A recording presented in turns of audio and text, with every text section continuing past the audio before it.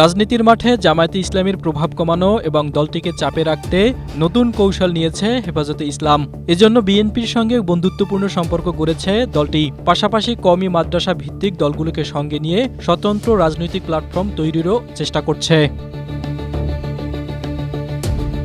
জামাতের কিছু আকিদা বা বিশ্বাস ইসলামের সঙ্গে সাংঘর্ষিক এমন দাবিতে নানা সময় দলটির বিরুদ্ধে প্রচারণাও চালিয়েছেন হেফাজতের নেতাকর্মীরা। জামায়াতকে কোণঠাসা করতে ফেব্রুয়ারিতে অনুষ্ঠিত ত্রয়োদশ জাতীয় সংসদ নির্বাচনে বিএনপির পাশে ছিল হেফাজতে ইসলাম। এমনকি জামায়াতকে ভোট দেওয়া হারাম বলে মন্তব্য করেছিলেন হেফাজতে ইসলামের আমির আল্লামা শাহ মহিবুল্লাহ বাবুনগরী। জামায়াতের সঙ্গে মিলে যেসব ইসলামী দল 11 দলীয় ঐক্য করেছিল, তিনি তাদেরও সমালোচনা করেছিলেন। বাংলা কিউআর যেখানে নগদ পেমেন্ট সেখানে।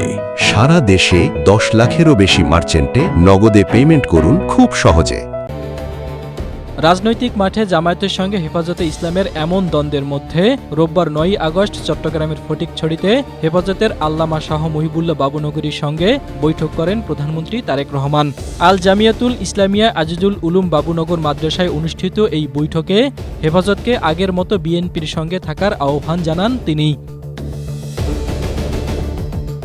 এদিকে প্রধানমন্ত্রীর সরাসরি বাবুনগর মাদ্রাসায় গিয়ে হেফাজত আমির সহ সংগঠনটির শীর্ষস্থানীয় নেতাদের সঙ্গে বৈঠককে ইতিবাচক হিসেবে দেখছেন কওমি আলেমদের একাংশ। তারেক রহমানের দেশপ্রেম, ইসলামপ্রীতি ও আলেমদের সঙ্গে হৃদ্যতাপূর্ণ সম্পর্ককে সাধুবাদ জানাচ্ছেন তারা। তবে হেফাজতে ইসলামের কেন্দ্রীয় যুগ্ম মহাসচিব মাওলানা আজিজুল হক ইসলামবাদী এশিয়া পোস্টকে বলেন, হেফাজতে ইসলাম স্বতন্ত্র ধারার অরাজনৈতিক দল। কারো রাজনৈতিক জোট ভাঙা বা কাউকে ঘায়েল করা হেফাজতের উদ্দেশ্য নয়। প্রধানমন্ত্রী নির্বাচনের আগে ও পরে হেফাজত আমিরের সঙ্গে দেখা করতে চেয়েছেন, এর অংশ হিসেবে দেখা করেছেন বলে জানান তিনি।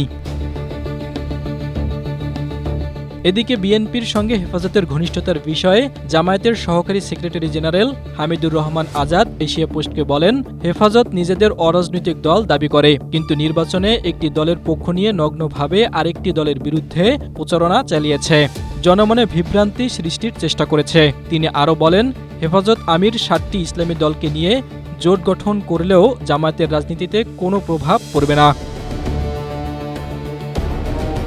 Desk report, Asia post.